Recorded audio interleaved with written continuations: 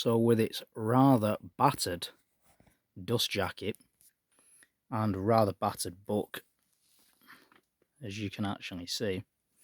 So this is The Desert War Then and Now by Jean-Paul Pongyud, and the publisher is After the Battle, which you would probably know that by now because they are very famous for doing then and now, especially to do with the Second World War.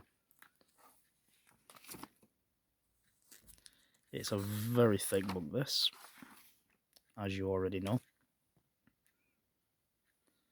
So this book is from 2013, and it's been well used, especially the bit about Alamein.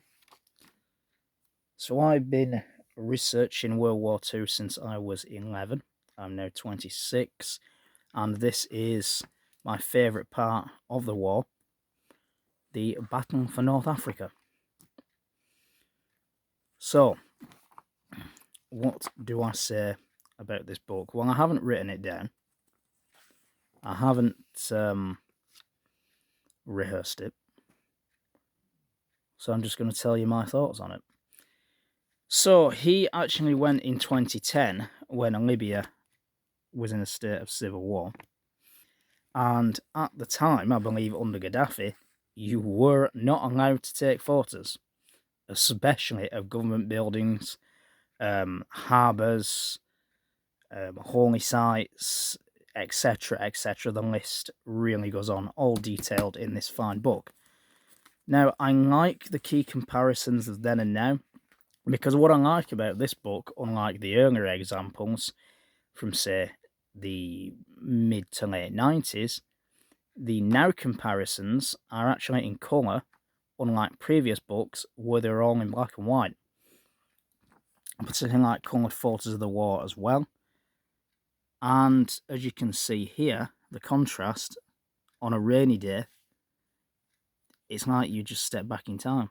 And the good thing about that photo as well, as most of the photos in here, it's crisp and clear.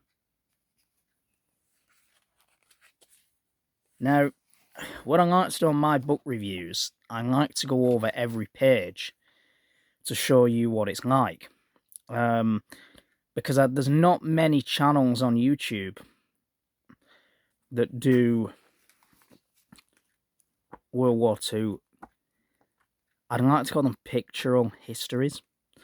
They're mostly in softback form about a particular battle. Arnhem or the Tank War or something like that. This book covers all of the entire Desert War in detail, and that's what I like about it. So the good thing about the reviews that I like to do is that you can then decide for yourself if you want to buy it or not. Because there's so many times where I've searched on YouTube and people have not done book reviews. They haven't looked inside the books, they've just discussed them. And that's no good if you're sinking a hell of a lot of money into a book. Now, this book, back in 2013, this would cost around... I haven't actually got an exact figure, but I think it's on the back. No, it isn't. Okay, it might be in the dust jacket. And that's not blood, by the way. That's strawberry juice. £45. So back in 2013, this was cost you £45. I got this in the Amazon sale in 2015 for just over £24.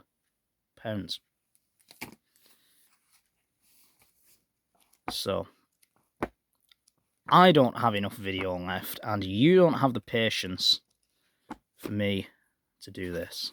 1, 2, 3. So what I've decided to do, I will just have to flick through it, and I will tell you about it in more detail. So we'll start from the back, as I usually do, because it's easier. Now, the problem with this being such a thick book, there's going to be quite a few pages that are going to be missed out. Now, when I look at the book, usually in the summer months, I usually concentrate on the early to mid time in North Africa rather than the time when the Americans arrived, Operation Torch and all that. Secondly, what I really want to point out is I do like World War II trucks, especially the Bedfords, and there is a hell of a lot of them in here. What I also like about these books is because of what I talked about earlier, you were not allowed to take photos of military installations. You're not really allowed to take them now in many countries.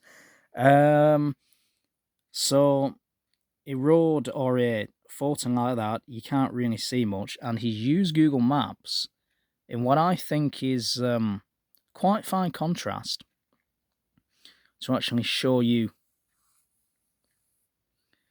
the layout.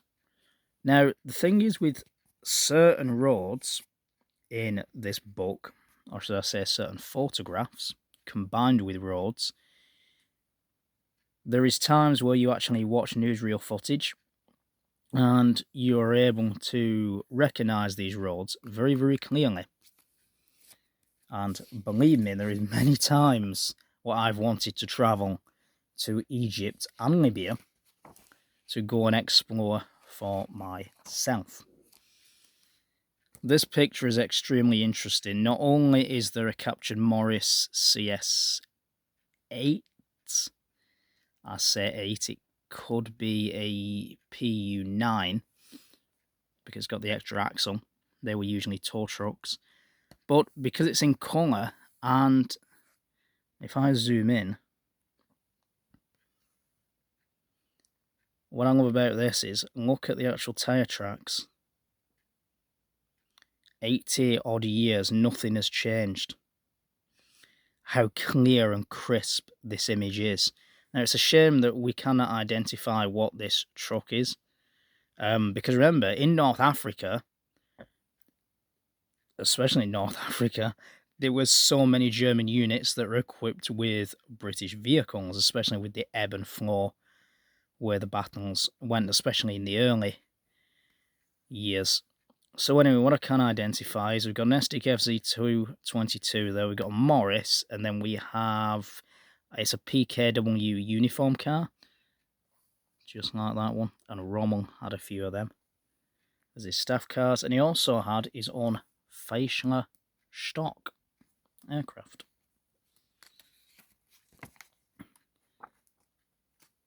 So I did go a little off track there. But the problem is with this book, it's honestly that big. I don't feel I could fit it into one review. Not only have I only got 22 minutes left recording on the phone, the light isn't the best in here, and there's that much to cover in this book for a proper review. It's really impossible for me to get it done in one review. So what I'll do instead, I'll take you through various pages, and then I think the best thing to do is to complete the review another time.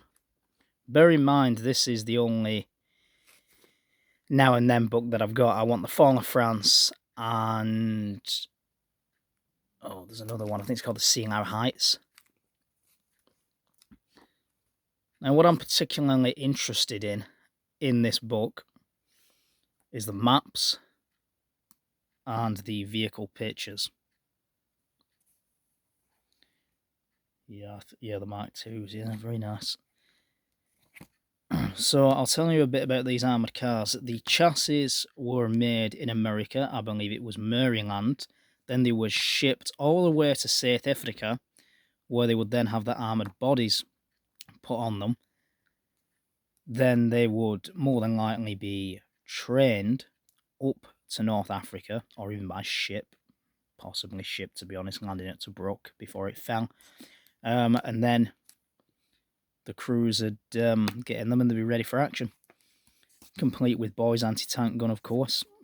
And I believe if I'm correct, they were called Murrung Harringtons.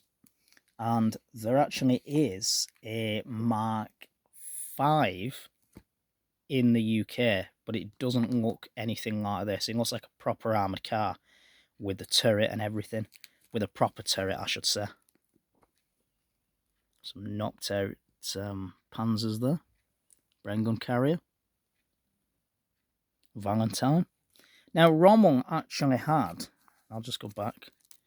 I'll just go back to that photo. I think the best photo is actually to tell you a bit about this.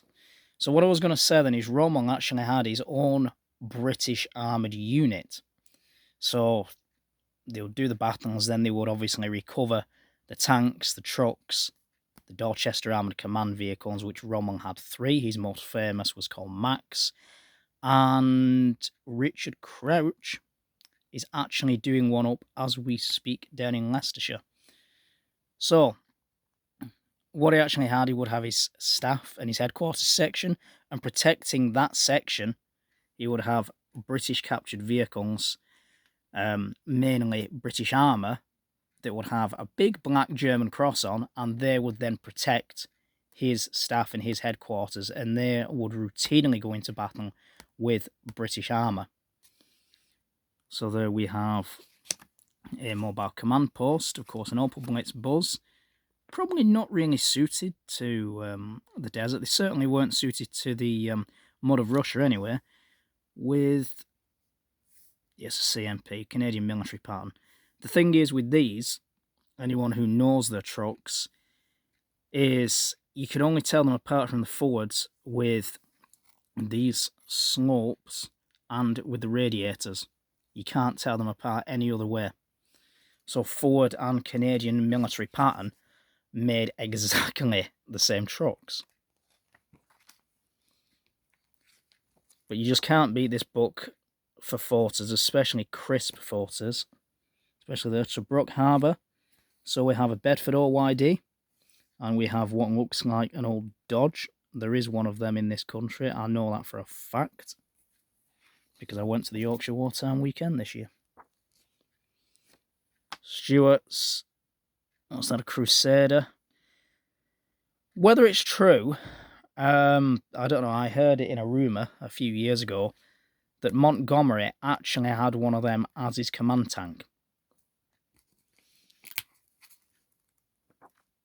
So something I want to show you, I actually want to show you 2 things, but I don't know if you'll be able to find them, to be honest, because I haven't put any bookmarks at the particular pages. So while we're on this page about, I believe it's the Australians. Anyway, so I'll tell you about them while we're here. Number 1, there is a page in the back of the book that shows Montgomery in the 70s, and even shows his caravan, as they called it. So it's basically a series of trucks, Macs and Albions, that would carry mobile accommodation and offices for his map rooms and all that. And they would go along, obviously in the support columns and, well, I say supply, not really supply, they would go with him. Obviously this is headquarters section. And they're in the back of the book in colour. Some of them are at the Duxford War Museum. And another thing I wanted to talk about, I really wanted to talk about, as we're looking at this book, but I'm not too sure if I can find it. Oh, that's very interesting. Probably some Italian Lancia. That should have been some Italian truck. But there is actually a page of the Libyan military base, which basically shows a winding road up to the top. And this is a very, very, very famous road. Not only is it covered in this book in detail, but it's also on many DVDs that I have. Now, unfortunately, you cannot go up this road because it now belongs to the Libyan army. It is a military base between Libya, obviously on one side, and I think it's Morocco on the other, if I've got that right. So it's a shame really that you can't go up that road. So anyway, here, this is quite a famous picture, to be honest. This has appeared in many books over the years. And here we see a Ford. I'm just going to say it's a 3000S, but it isn't a 3000S. I think it's an 800? It doesn't say. The thing is, these were actually Fords that were built in Germany. Another one. Then you've got, I would probably say, an Opel Buzz there. Opel Blitz, the later variant, of course, looking at that grille. Then you have some Fiat or something there. Then you have a half-track, which could be a Falmo. They have various columns here. Another Ford there. Opel, possibly a Brussin nag, possibly.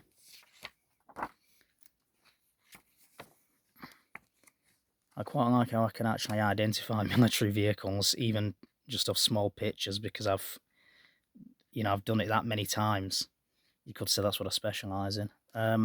SDKFZ 22. Actually, no. Let me get back to that one. Okay, another 222. There's another 222. A Kübelwagen, possibly a Mazda or a Ford, whatever that is. It's a RAG 8, I think it is, and I'm not looking at this text, I assure you.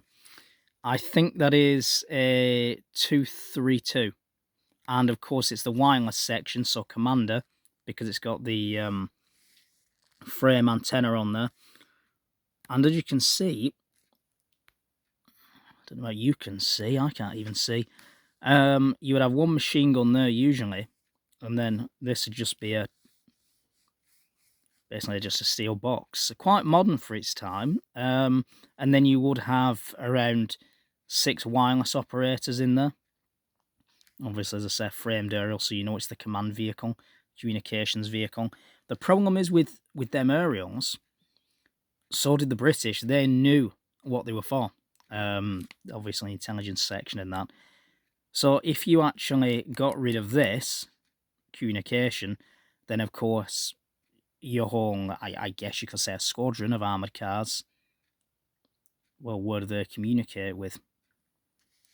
So obviously they did have aerials and wireless sets, but of course that was the main vehicle to communicate with. Then they'd communicate to headquarters, so on and so forth down the chain of command. Possibly a BMW.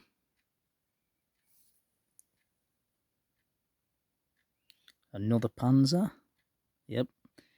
The only reason why I'd say that's a Panzer III is because of the gun. You actually had them with stubby guns, 75mm, and they were used for infantry and emplacements, not against other tanks.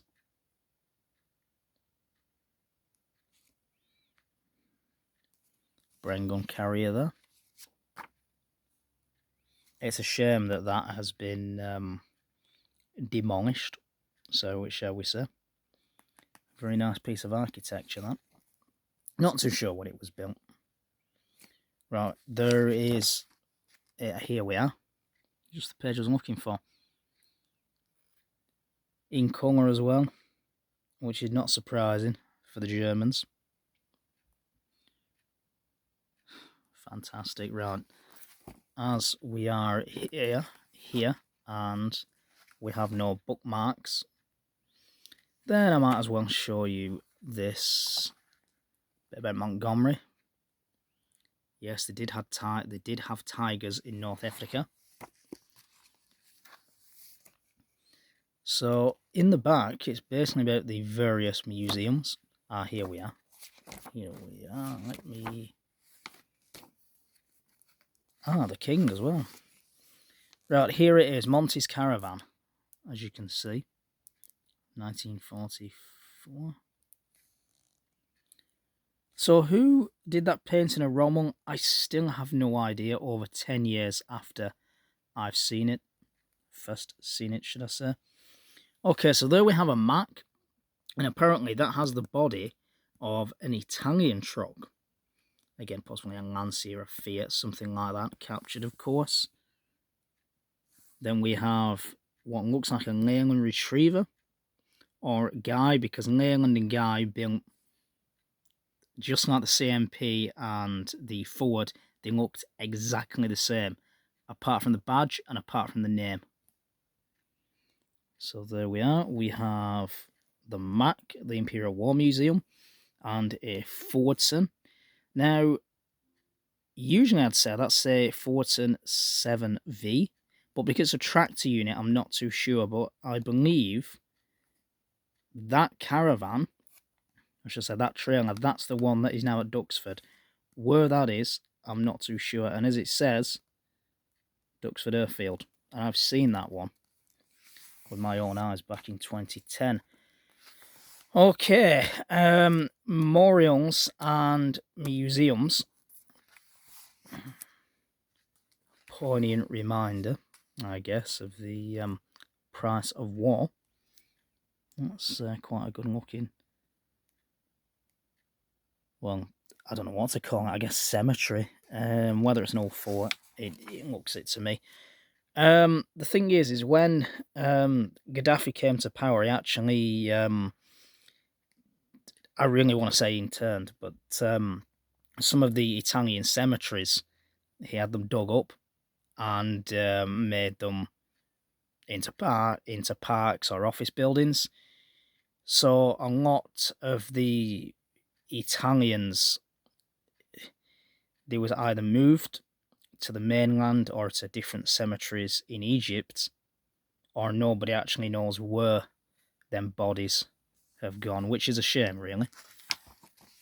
Dying so far from home, I guess. Well, I say so far, I guess it's only across the Mediterranean, but it's still far from home.